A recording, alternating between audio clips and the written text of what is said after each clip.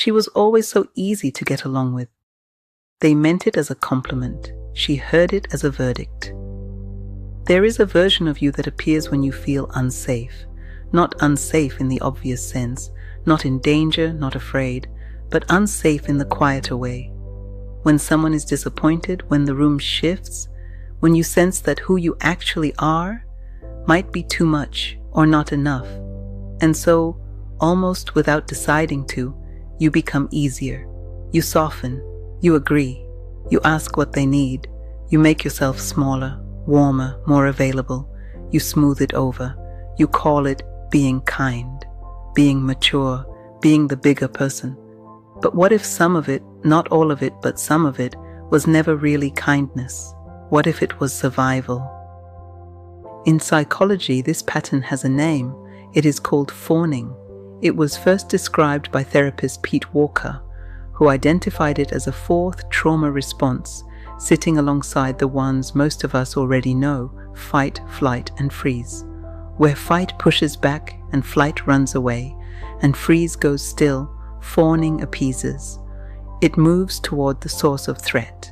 It placates. It performs. It prioritizes the emotional comfort of the other person over any truth of its own. And here is what makes it so difficult to see in yourself. It works.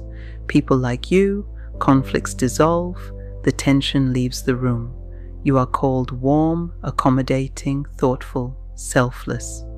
And so the behavior gets reinforced again and again and again, until one day you cannot easily locate the line between who you genuinely are and who you became in order to be safe.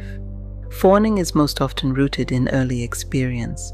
Perhaps you grew up in a home where someone's mood was unpredictable, where peace was not a given, it was something you learned to create, where making yourself agreeable was not a choice, it was a form of intelligence.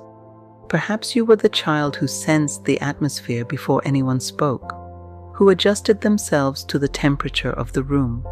That child was not weak. That child was extraordinarily perceptive. They learned that anticipating someone else's needs was safer than expressing their own. They learned that approval was not just pleasant, it was protection. And they carried that learning, deep, automatic, below conscious thought, all the way into adulthood, into their friendships, their relationships, their workplaces, their families, into the version of themselves that answers "I'm fine" before the question has even been asked. I want you to sit with something for a moment. Think of a relationship, any relationship, where you consistently make yourself smaller, where you agree when you don't fully agree, where you hold back a reaction because you already know how they'll receive it, where you leave a conversation feeling vaguely like you disappeared. Don't judge it, just notice it. Where did you first learn to do that? The complexity of fawning is this. The people who fawn are often among the most emotionally intelligent people in a room. They read others with precision. They are attuned. They anticipate. They adapt.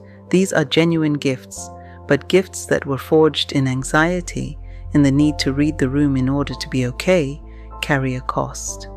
Because when your attention is always oriented outward, toward how others are feeling, toward whether they are pleased, toward managing their experience, there is very little attention left for your own interior. You become, in a sense, a stranger to yourself. You may find it easier to say what someone wants to hear than to locate what you actually think. You may feel vague, as though your own preferences, needs, and boundaries are somehow blurry, harder to name than other people's. This is not a flaw. I want to be clear about that. The child who learned to fawn did not make a mistake. They made an adaptation, a brilliant, necessary survival-level adaptation. The work, if there is work to be done, is not to shame that part of yourself. It is simply to introduce it to the present, to say, we are not in that room anymore. The threat that trained you to disappear, it may no longer be here, and you are allowed now to take up space.